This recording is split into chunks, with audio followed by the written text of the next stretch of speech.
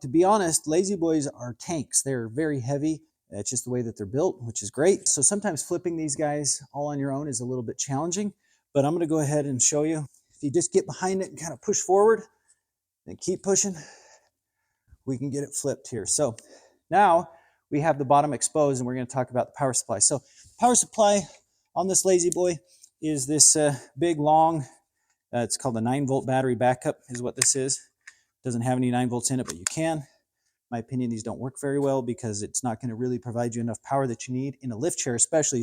You can see all that's going on here.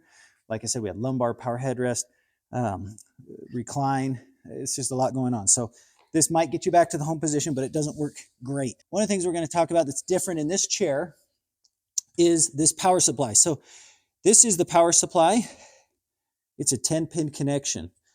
It's not a 2-pin connection. It's not a 5-pin connection like a lot of the other chairs. It's very unique. It's unique to a La-z-boy, this 10-pin connection, this power supply. But unfortunately, this power supply will get kinked, broken, sliced, chewed up from time to time. So if you need a replacement 10-pin power supply, that's what it's called. We have one.